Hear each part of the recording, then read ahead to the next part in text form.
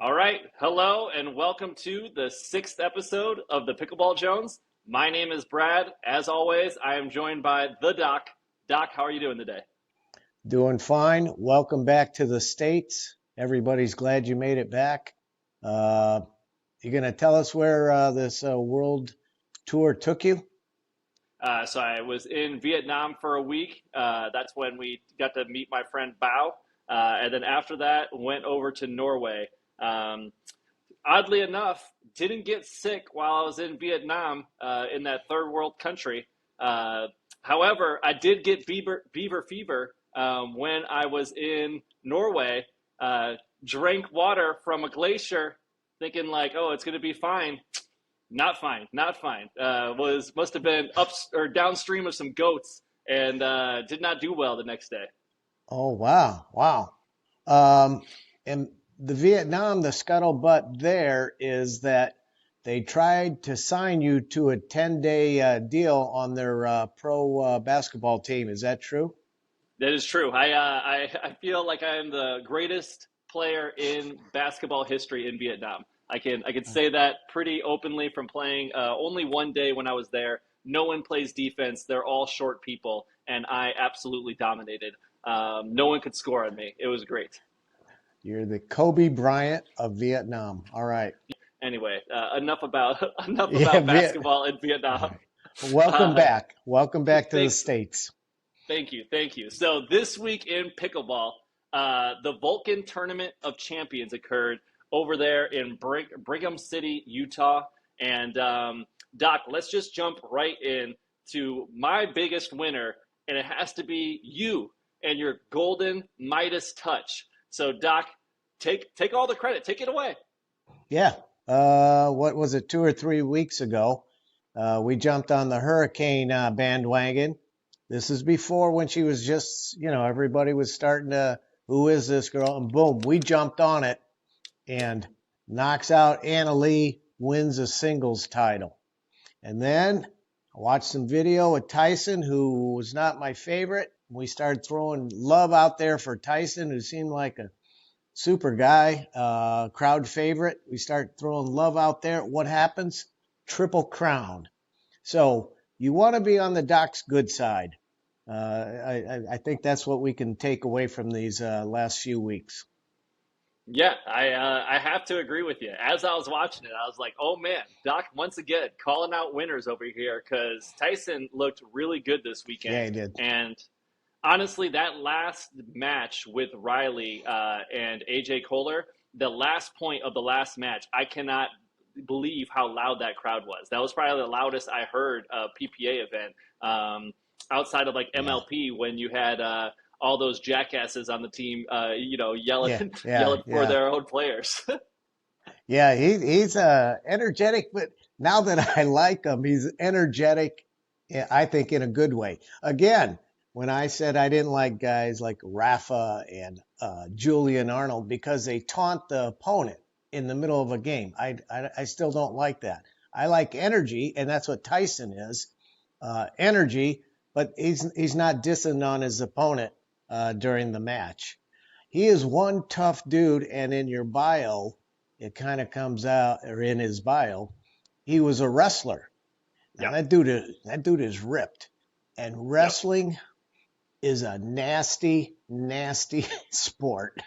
Wrestling is rough, and so I think this guy is just, and it shows that he doesn't give up. He doesn't care what the score is, and we can get into that in his singles victory, but he never gave up, and yeah, he big winner. Yeah, absolutely. Well, so yeah, our big winner of the weekend, Doc and his Midas touch, but then also, of course, Tyson McMuffin with his triple crown. We got to talk about the biggest loser of the weekend, who once again, Riley Newman. Where you at, bro? Go ahead, Doc. I know you want to Oh get into boy. this. Oh my God. I got two words for you. 2-0. 2-0. It's the best out of five. One of those teams was up 2 games to none.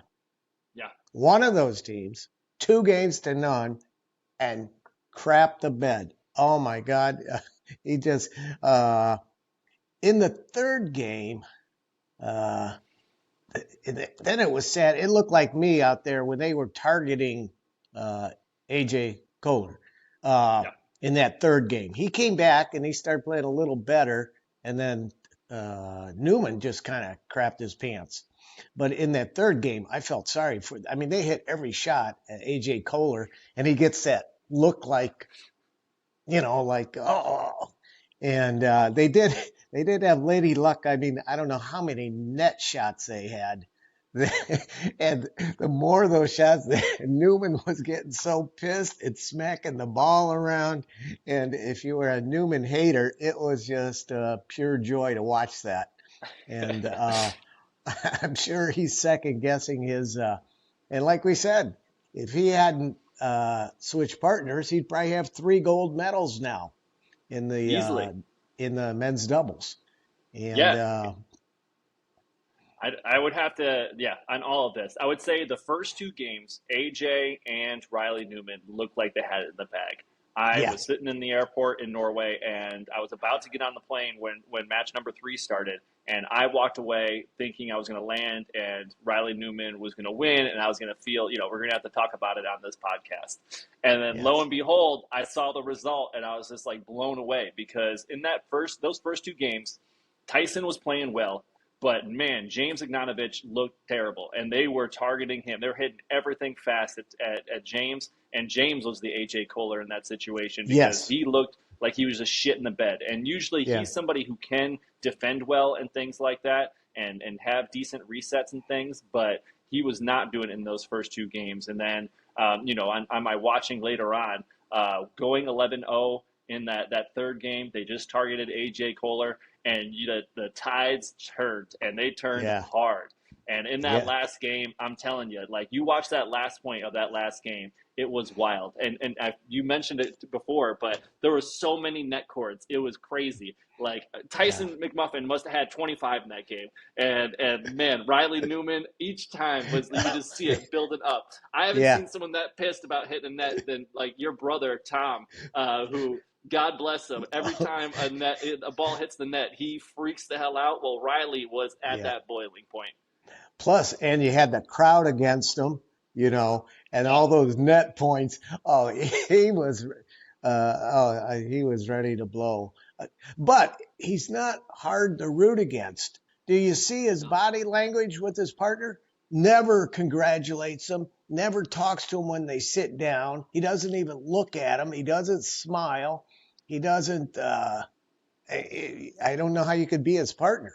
It was just, I felt sorry for Kohler. I'm guessing this is going to come up on the King of the Court podcast, but apparently what Jimmy Miller heard Riley say to himself was, I wish once I would have a fucking partner as good as me.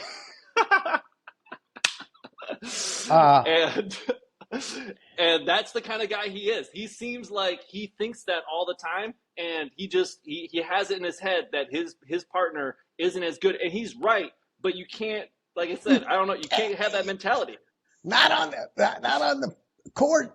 Yeah, he's got the body language when Kohler screws up. The body language. It's like us. We get pissed off at our partner, but we're playing with friends and we'll yell at him.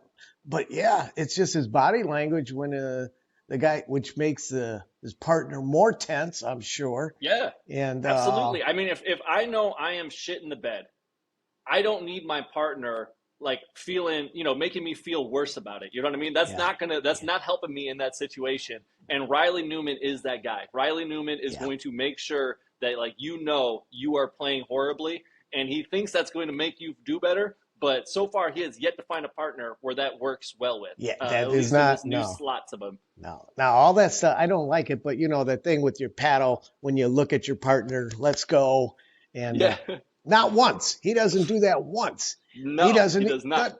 Doesn't even look at the guy. He doesn't. But he shoulders some of the blame. He did not play his best game. But he was getting frustrated. Yeah. Energy was against him, crowds against him. Those net lucky shots or breaks were against him. And but I just thought, God, I could not play with that guy. It'd be No, it was miserable. great. You'd be It was great to miserable. see. It was Yeah, great to yeah. see. I think like we both love to hate Riley Newman, and we root against him. And again, it comes from a good place because the dude is good, right? Like it's the same reason why I Oh root yeah. against LeBron. LeBron James, he is the best player in NBA, second best of all time. But I want to watch him lose all the time. And Riley Newman, he might be the second best player in pickleball right now, but I just want to watch him lose. I don't know why, and it's probably because the way he carries himself. I'm just like, f this guy. Yeah, yeah. And as we said on previous broadcasts, that can change. It can change. Yeah. We may find out something about this guy that, again, he's some philanthropic, magnanimous guy who goes around to children's hospitals and does all these things. But for right now, no, he's on the he's on the hit list, That's and right. it can change. But now he's enemy number one right now. Well, he also had a bad beat in mixed doubles, the semifinals. He lost to Tyson once again and Catherine Parenteau. Him and Jesse Irvine did not play very well. I would say, I don't know, that game it just got ugly. Catherine got on a heater at some point, and she looked like she was honestly dominating. This whole weekend, she played really, really well. Well, and you got to remember, Jesse's recovering from her concussion 4 months ago. So, or whatever it was. So she's probably not at full strength yet from that severe concussion. Well, somebody who was at full strength and back from her 8-week hiatus is another winner of the weekend, who is Catherine Parenteau. So she, too, was a Triple Crown winner, and she won in singles, made that look extremely easy, and we can talk a little bit about that a little bit later. She won in mixed doubles, like we were saying with Tyson, beating Riley Newman and them in the semis, and then went on to win in the finals, and then won in women's doubles. And so, Catherine, welcome back, and way to start off strong with the triple crown. But I'll kick it to you to see what you thought. Yeah, I'm not a big lover or hater of Parenteau. She tries hard and she's got a good game, and so Triple Crown, good for her. But she doesn't really move the needle for me either way. I'm stuck on neutral. I'm stuck on neutral with her. All right. She doesn't. I'm not a hater, man. Even a Triple Crown doesn't. No, I'm not even. One thing that might hurt you a little bit is I think she played at Michigan State. So does that change? Does that sway her towards the left side, considering you have an Indiana on your head? That's a sister to Penn State pedophile U. I mean, there's a bunch of, the guy molested 1,000 women there before they even caught him. I don't know. Yeah, it's a great university. Yeah. All right. So with Catherine Parenteau, the one thing that is coming up, so both her and Tyson McMuffin have personal trainers. Not only do they have personal trainers, they have personal trainers who are at the events with them. And everyone's saying they have these like travel personal trainers and things. And Catherine is looking a little beefy. And because of that, they are starting to talk a little bit about like, is Catherine Parenteau using PEDs? And like, that's the whole controversy right now. Is she just hitting the gym really hard? But I guess like overall, what is your take on the body build of Catherine Parenteau? Well, having grown up and watched the Olympics, when was it, 76 or, 76, 72, when they caught the East Germans, when, she's got a little bit of luck to her there. We gotta have some evidence, but no, she could just be working out. She's got some seriously thick thighs, but we'll take that as a plus. So let's see. I don't know. Maybe we could get a personal trainer. You could beef up. Yep. You could use a little weight. So I could. Yeah. So maybe that'll be the next thing. We'll just go into the Tyson McMuffin and Catherine Parenteau, workout regimen and see if I can get a little beefier. Yeah. That and a little more Frosty Boy and Chick-fil-A, and you should be fine. Ready to go. Nice. Well, another loser of the weekend, and you've been wanting to talk about this one for a minute, is video replays because we had a number of video replays this weekend that took forever to figure out, and then even some of the times they weren't even correct. So, Doc, I'm going to give you the floor. Video replays. What are your thoughts in pickleball? Well, I'm glad we're getting to this topic before somebody else does. Because all the other topics, then I go, oh shit, I just saw an article on this, or I just saw this, but I had it in my head. I wanted to talk about this one. I don't see that it's front and center on anybody else, but Jesus Christ, what is going on? They've got to do something. This was, I think, in Seattle. You're going to have a few examples, but I have one in Seattle where there is a video challenge. And in real time, you watch the play and you go, that was a foot in, And when we say a foot, we know we mean 6 inches. But or as the referee told me at our match, that was way in when I almost lost your shit. Yeah, I almost tomahawked her with my paddle. But anyway, there was a ball, video replay, and in real time, I go, that's in, way in. They show it right away within 10 seconds. They show, and it's 6 inches in, 6 inches. Not even. It's not like the ball hit and part of it's over. It's 6 inches in. It took 15 minutes. I don't know where the hell they go, if it's what kind of video IT they have, but I knew in real time, and then I knew in 10 seconds when they showed it, and it still took 15 minutes. They come back, and they get together, and what the hell is that? So and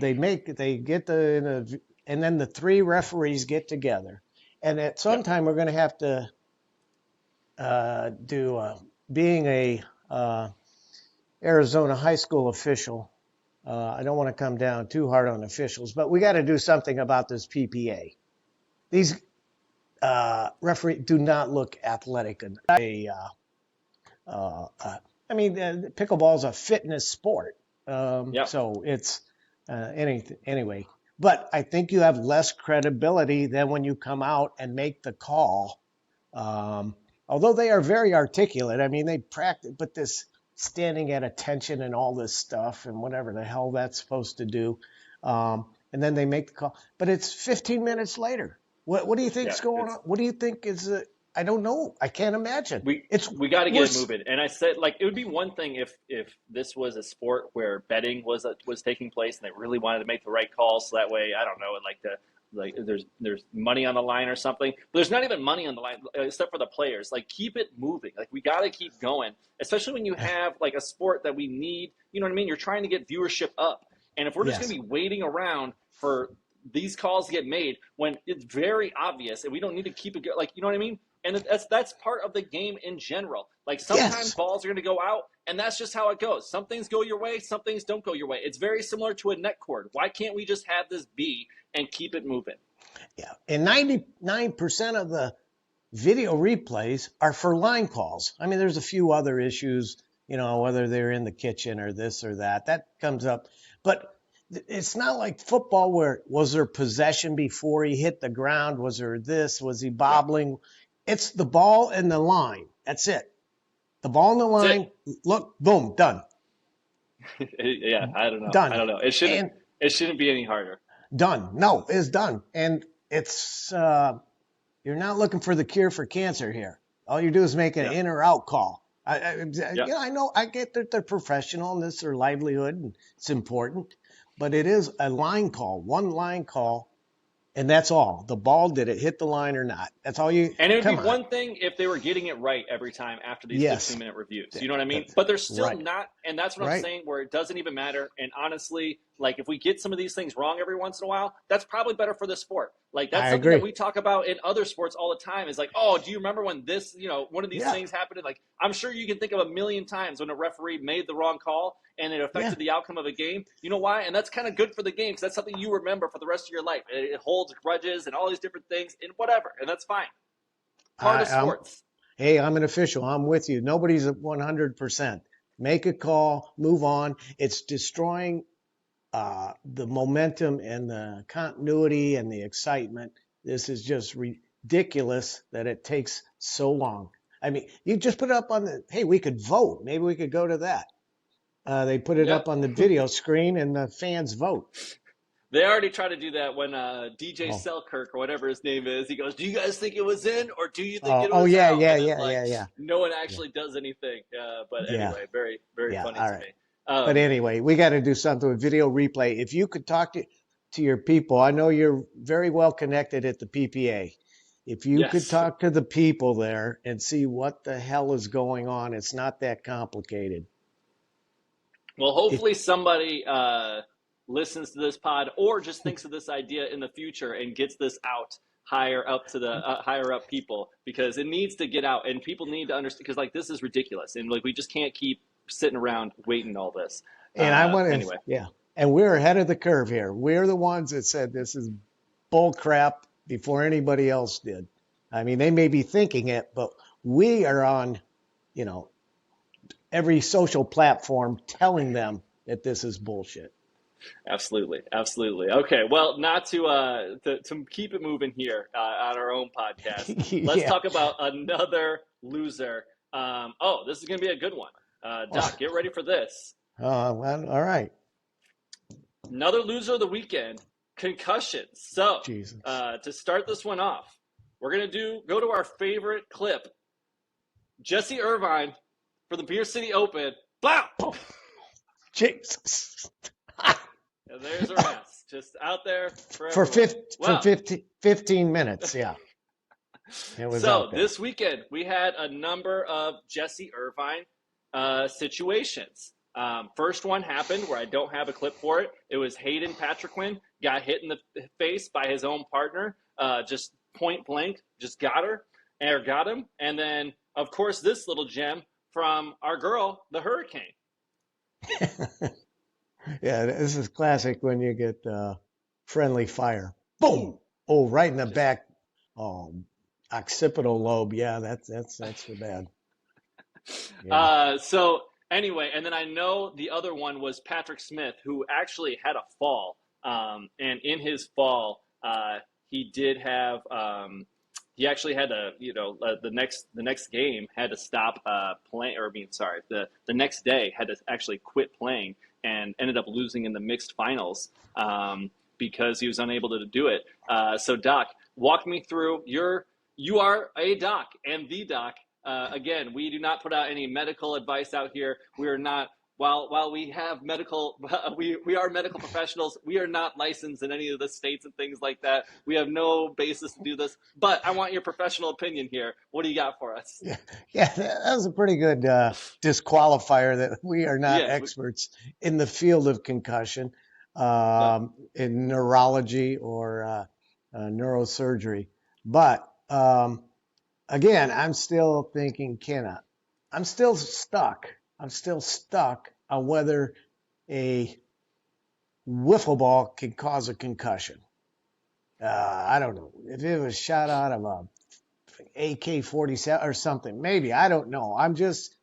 now, we did have an ER doctor come on and give his expert opinion.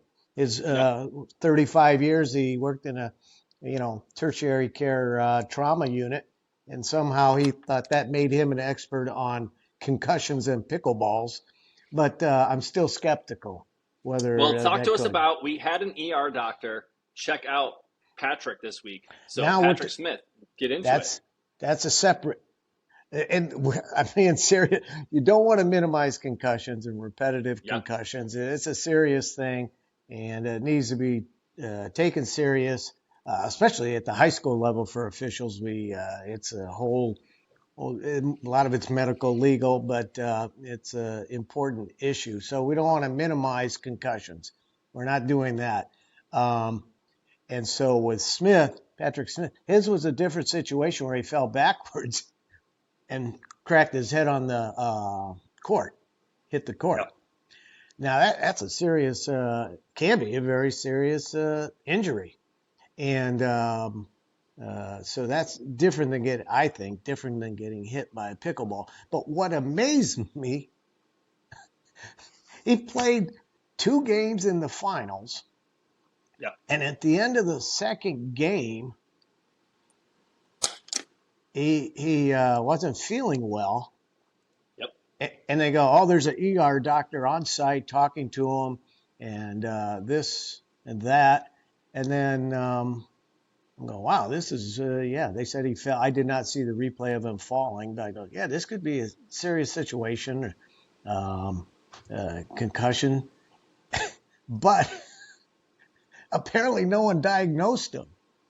I mean, Jesse Irvine got taken out with the wiffle ball. This guy cracks his head on the pavement, and then he goes in the interview, and he looked a little, disoriented, I would say, or just a little bit not too articulate, whether it was the heat, tired, or his concussion. And then he self-diagnosed himself, and he said, well, I believe I may have a slight concussion. I have a headache, and I don't feel. I'm going, really? The doctor over there didn't tell you? Nobody last night? Because he said he had it this morning, or maybe he didn't tell anybody. But I'm going, you crack your head on the pavement, you got a bad headache, you're not feeling well. I would think you'd want to, sit this one out. So, concussions now, and we got to figure this out. Like the concussions are a big thing. Get hit in the head with a ball, we understand. But like falls and things like that, just in general, we got to make sure we have more ER staff or like just some type of doctor on the court who can actually do something. And like you said, if something like this happens, they need to get out there and diagnose. Well, well, that's why you're lucky in that when you play with my brother now, you got 2 physicians on the court at all times. Well, like I said, if I'm not pregnant, then you're going, well, are you pregnant? Well, then I can't help you. So I got nothing from you. But you're right. It is nice to have Tommy out there. Yeah, we know how to dial 911. But no, it's the falling down is we'll get into that maybe at a future, our injuries in pickleball, and that certainly will be. But going backwards, particularly on those bastards that like to lob it over your head, and then you go backwards, and I'm telling you, certainly there's an age curve when going backwards is not a good thing. And we can bring up when you were there. When I went backwards playing with my brother, I fell down, cracked my head. I laid there for a while. And the guy your partner goes, "Is he okay?" Yeah, he's fine. I'm laying there, sprawled out on the court, and my brother, that's our ER doctor. He goes, yeah, he's fine. So anyway. All right, we'll keep it moving. We got a few more winners and losers. Yeah. So another winner is the two-handed backhand. Just in general, the two-handed backhand is becoming more and more of like a powerful shot. Annalie Waters, I think, is the first person that I mean, don't get me wrong, she's not the person that started the two-handed backhand, but that was her signature shot. And now I'm seeing it more and more with people. So we have Connor Garnett, who has just like a wicked two-handed backhand. Then this guy came out of nowhere named Christopher Hayworth. Apparently he played Ben Johns really well in a tournament earlier this year. I want to say even maybe it was a Mesa tournament. And that was like the first time he did something. But this time he made it all the way to the semis, had Tyson on the ropes. And Tyson was able to kind of figure out a similar pattern that he kept running and was able to counter it. But the two-handed backhand, it's a shot we need to learn there, Doc, because apparently it is all the rage. Well, they make it look easy because we've drilled the two of us, and you've worked on your two-hand backhand, and you're getting to be a pretty good player, but the two-hand backhand is not your strength. It looks like hell. And I played tennis, recreational, and that was I hit a two-hand backhand all the time, and was a decent recreational player. But somehow I can't get this two-hand pickleball backhand. So not that it's here or there for a mid-level recreational player, but for those top level now, that two-hand backhand is a weapon. I mean, that thing is rocketed, and so I think it's not as important that to be the right-handed strong side if you've got that good backhanded two-hand backhand. Yep. But Nope. No. So that's one. I would say the other one that this kind of brings to mind is another winner, which is just doubles play in general. And so and this is another drum that I just keep beating on, is doubles play continues to separate the boys from the men.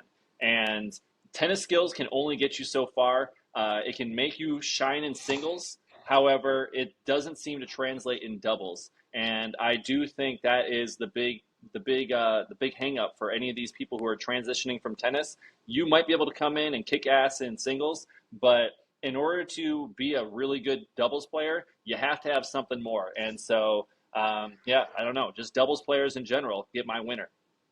yeah, yeah. So, which leads me to a question I have written down that I want to ask you. Sure. You get to pick. You can either pick the top 5 NCAA players. You know, it's only a club sport at most schools. It's sponsored by Okay. Duper, and they have a national championship. But there's only, I don't know how many schools. North Carolina's big. So you could pick the best NCAA club pickleball players, the top 5, Okay. top 5 men, top 5 women, or you can pick the top 5 NCAA tennis players, men and 5 women. What would you take? And you get 2 months. We'll give these tennis players 2 months. Yeah. Who would you take? Would you take the pickleball players that won the top 5 they have Duper ratings? Would you take the And top 5? they're playing doubles here? They're playing doubles. Or are you going to Yeah, take no, the tennis players? I think I'm going with the pickleball players. As much as I want to say tennis players are going to be awesome they're going to be really good. I don't know. Like in doubles, it just I don't know what it is. It doesn't seem to be going. Are you going the other route? You going with the tennis players? I don't want to lose viewers, but I'm going to say the tennis players are probably more athletic and more skilled.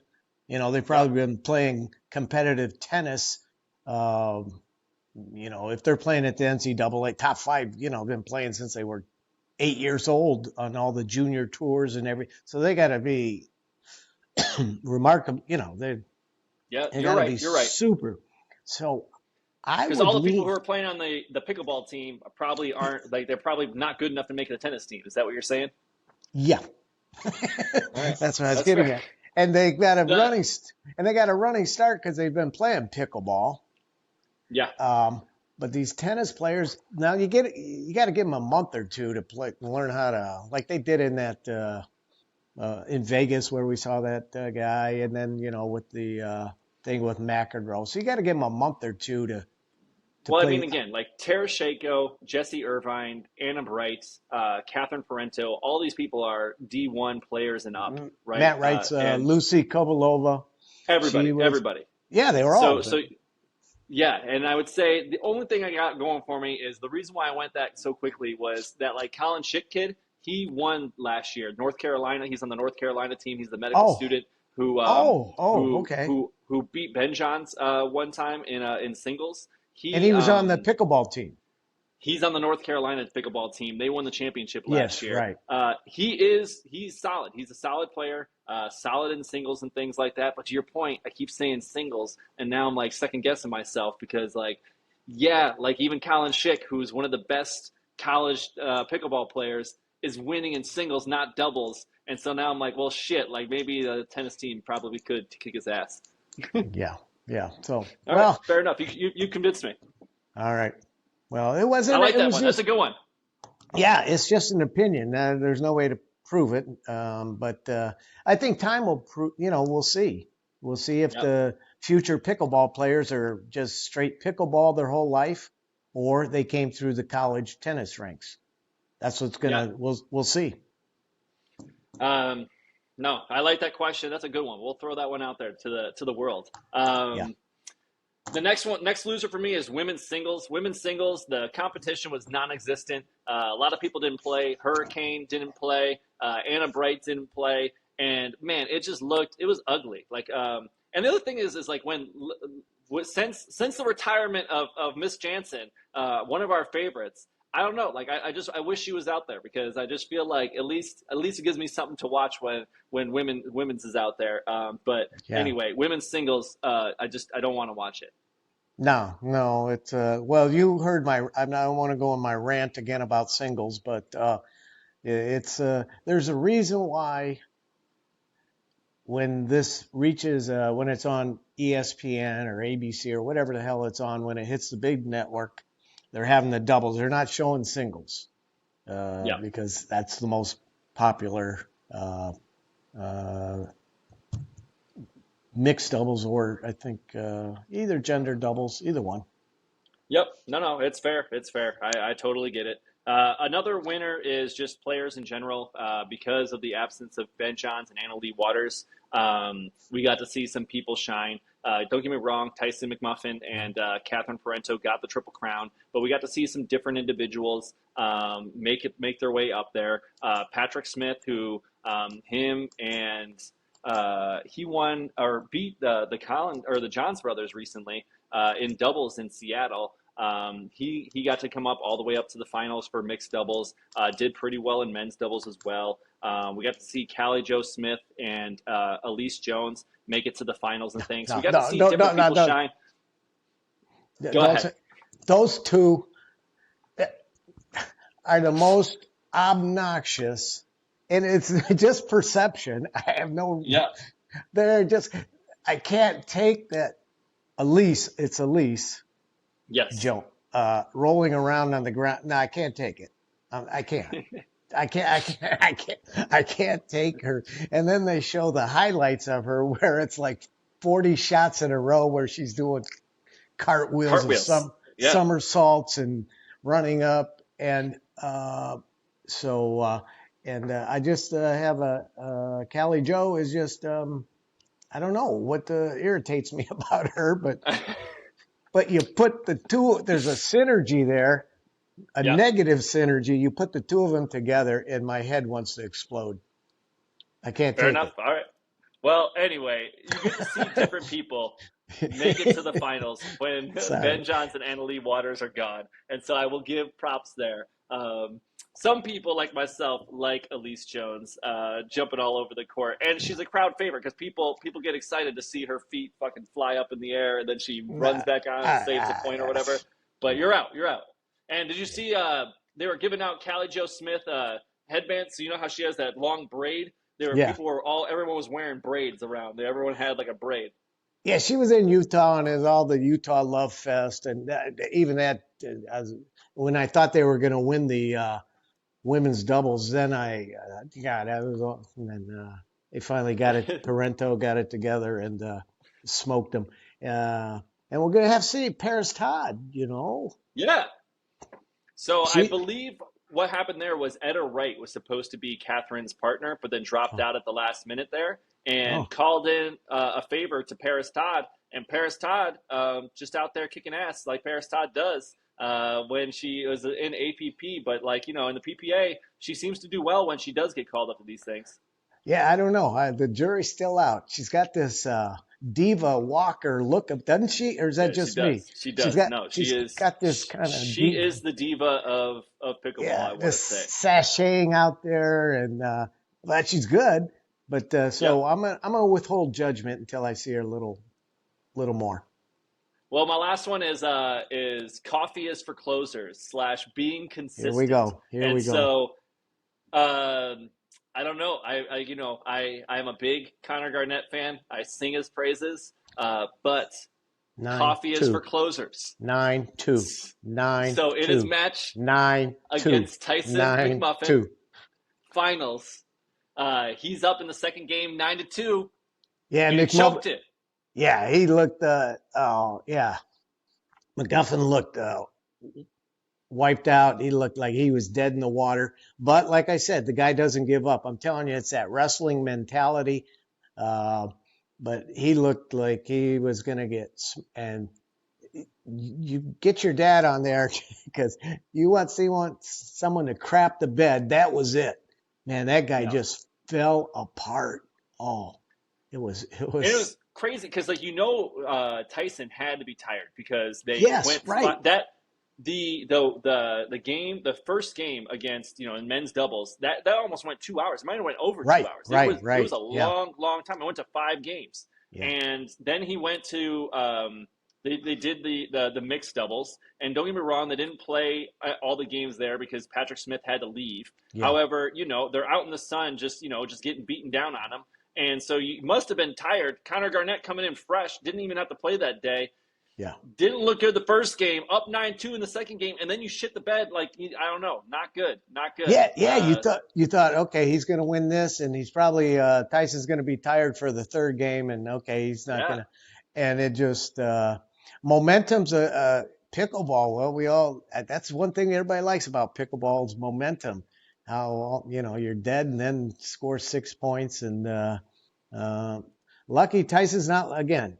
If I'm down 9-2, no, game's over. I'm rocketing the next two over the stands, and I'm done. I'm walking out. But that's why I'm not a professional athlete. nor were you a wrestler, and so that really No. shows there. Yeah, I do not have the mental toughness. Yeah, the mental fortitude. I practiced in a high risk area in medicine, but I didn't have it in sport. The mental, yeah, I could in golf. I could choke very easily. Well, this new segment that we'll have in the podcast is just a recommendation. So your favorite match of the weekend. If we have our viewers now watching us and we're talking about everything, if you can recommend one match this weekend, which one are you recommending? I think it's pretty obvious there, Doc. Let me think. Yeah, men's doubles finals. Yeah. I mean, it's something to watch. We talked about it right up front. That's why we started the pod with it. 2 words, 2-0. 2-0, best out of 5. And you got the number 1 seeded team. Is he the second best player in the world? Riley Newman? Is he Riley, yeah. Okay. And so you got the best player in the world because Ben Johnson's not playing. So you got the best player in the tournament, and you're up 2-0 in the men's finals. Yeah. You just need one. You just need one. I hate to gloat over this, but we're gonna yeah, that was sweet. It wasn't like you were playing like JW sat this week. Like there was the field was open. It was open once again. This is now the third week in a row where the field is wide open. Like in Seattle, Ben Johns and Colin Johns gone. In last week, Colin Johns wasn't even he was concussed and broken or couldn't even walk. He couldn't even walk. And he's there in the finals. And where's Riley Newman? Nowhere to be found. This is now 3 weeks in a row, choking it away. And it warms my heart. It warms my heart. Don't know what to say. And let's put a little more salt on the wound. On the wound. Matt Wright now for next week, joining with Ben Johns. Ben Johns, yeah. So come on. That's the big news this week going in. So Kansas City, the Kansas City PPA Tour or PPA Open is going to happen. And so at that one, Ben Johns has selected Matt Wright, his old partner, to be his current doubles partner. And I'm excited to say the least. I hope that now I'm going to be watching men's doubles very closely because I can tell you one thing. I would love to see Riley go against them. And I don't know where the seating's going to be, but I hope it works out. And you know who I'm rooting for that match. Oh yeah, everybody. And they just had the Johns girl interviewing her brother and Matt Wright. So how'd that go? It's too much nepotism there. I can't. She seems nice enough, but I can't stomach her asking her brother questions. I don't know. She even looks like her brother, so absolutely, yeah. It just seems, and they act like they're not related, but they're brother and sister. I don't know. It has a weird vibe. And then Matt Wright was not on the video portion, so it just had his voice. So I tapped out. And all right. I don't think you're going to get anything there out of that that you're not going to get in this podcast. I would say that. There you go. Fair enough. You need some inside scoop. We got it. Yeah. So, next week we'll have it. We'll record, like Monday or something like that. and it should be good. And then I don't know, Doc. You want to do any more? We're at 46 minutes. You talk No, to me. no, I think we're good, and I think we'll look forward to 2 weeks out that you're playing in the PPA in Cincinnati. Yeah. Are you hooking Is up that with? 3 weeks now? No. So in 2 weeks, you and I are going to be in the same place. We're going to be recording in Michigan City, Indiana. We'll have some special guests on for the pod. And then Yeah. 3 weeks from now, I'm going to be playing in the PPA Cincinnati. I'm going to be doing men's doubles with my guy Jordan. I haven't signed up yet. I actually have to text him. So yeah, we'll be doing that. So we'll have even more information. Are for that. you in the pro division? What division? Yeah, you're the pro. Right? I think it's gonna be pros. It's gonna be pros. Yeah, so we got for the first time ever. Yeah, a lot of big things coming up, and so stay tuned. We're going to cover betting, how to bet, pickleball, all these things you've been wondering. Yes, absolutely. So if you've made it this far, please like and subscribe to the Pickleball Jones. If you have listened to us on a podcast, even if you don't listen to us on a podcast, download the podcast app and download us, subscribe, leave a 5-star review. That is going to help us find more people. So that way one day we can get free stuff from some company. And and you could be a guest. And maybe you could be a guest. If you leave one 5-star review, you get to be a guest on our podcast. And we are very easy to do it. That's all you have to do. But anyway, everyone, thank you so much for watching. This is the Pickleball Jones. I'm Brad. This is Doc. Peace. Peace. Nice job, man.